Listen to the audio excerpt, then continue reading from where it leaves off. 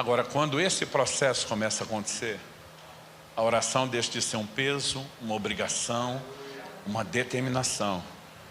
E você começa a dizer, eu não preciso de outra coisa além disso. Eu já vi crente orando para Deus dizendo, se o Senhor não me der uma casa nova, eu não vou ser feliz. E fico, na tua presença, a plenitude e a alegria, e o Senhor não me é suficiente? Por que o homem consegue trocar as alegrias? Não é consciente, mas ele está tão saturado dessas bugigangas, dessas porcarias que come antes do almoço, que quando chega aqui, ele perdeu a capacidade de perceber e de ser atraído. E qual o problema? O problema que nós muitas vezes não entendemos é que há uma moeda no reino de Deus. Pastor, moeda. O senhor está falando de transação financeira? Sim. Isaías 55, verso 1. Ah, todos vocês têm sede, venham às águas. E vocês não têm dinheiro, venham, comprem e comam. Sim, venham e comprem. Sem dinheiro e sem preço, vinho e leite. Vocês não têm dinheiro, ele não está dizendo venha para pegar de graça no 0800 na faixa.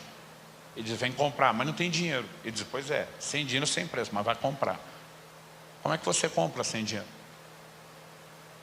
A carta à igreja de Laodiceia, o Senhor diz, vocês se acham grandes coisas? Vou dizer, qual é o rótulo que eu estou dando para você? Miserável, pobre. Depois de chamar de miserável e pobre, ele diz, mas aconselho que de mim compre ouro refinado pelo fogo, vestes brancas para que te vista, colírio para encher os seus olhos. Mas se é pobre e miserável, compra com o quê? Não é com dinheiro. A moeda é outra. Qual é a moeda? Quem tem sede, vem e beba.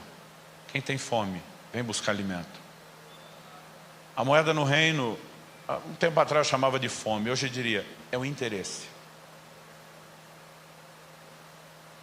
É por isso que você vai ver Jesus dizendo para os apóstolos no sentido de pregar o evangelho. Não deem pérolas aos porcos. Não tem interesse, não vai ter acesso.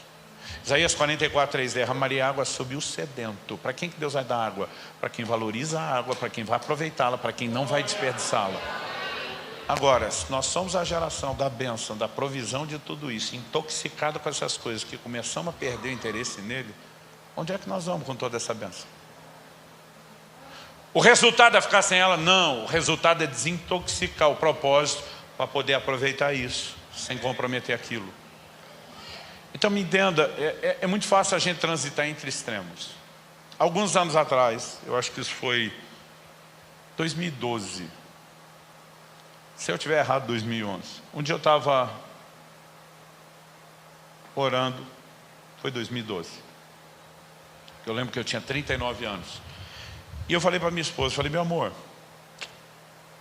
eu já vou te avisar já, 11 anos antes, que até meus 50 anos de idade eu vou comprar uma Harley Davidson.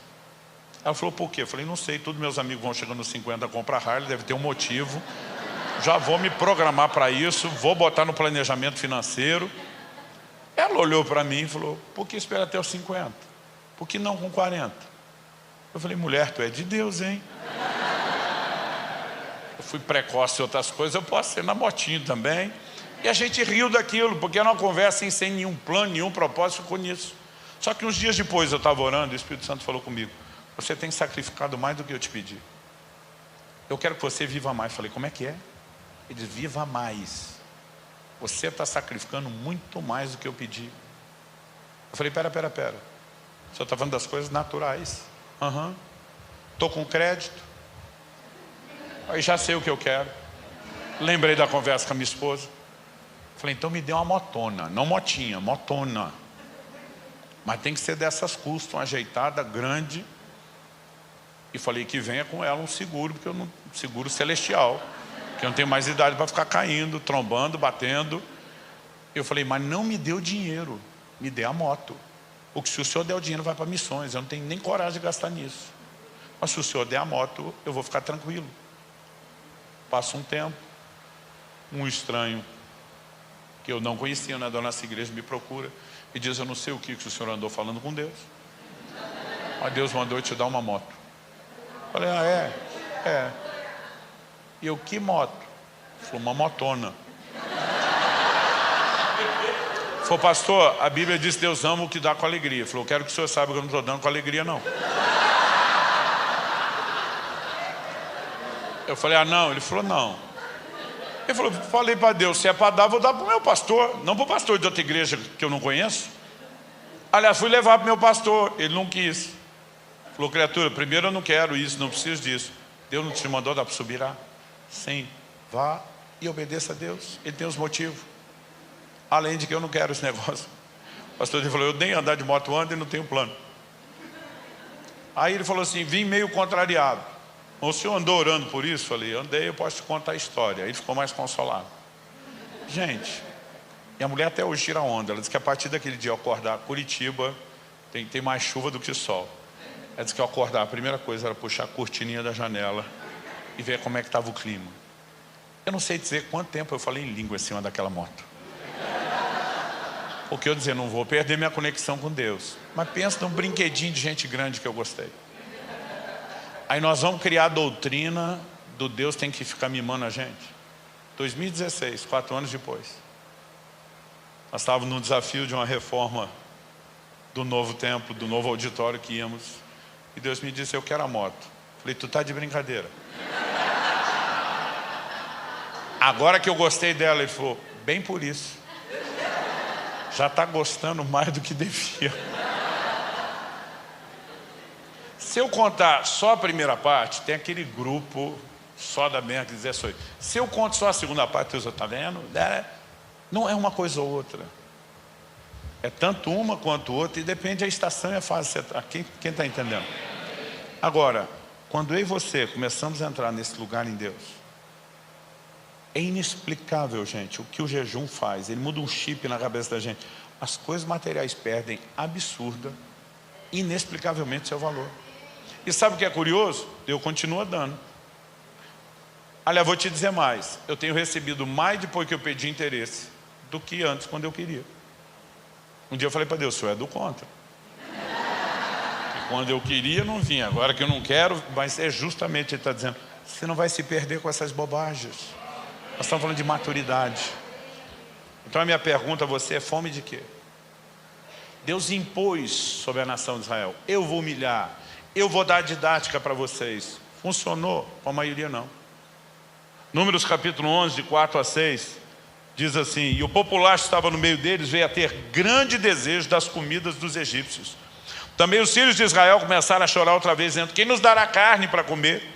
Lembramos dos peixes que comíamos de graça no Egito. Que saudade dos pepinos, dos melões, dos alhos silvestres, das cebolas, dos alhos, mas agora nossa alma está seca. Outra tradução diz, definha. E não vemos nada a não ser esse maná. Por que Deus humilhou e deixou ter fome? Para eles valorizarem o maná. Entender que não é só daquilo que o homem vive, mas desse outro plano. Agora, o texto diz que eles olham e eles estão enfastiados de maná, querendo voltar para aquilo.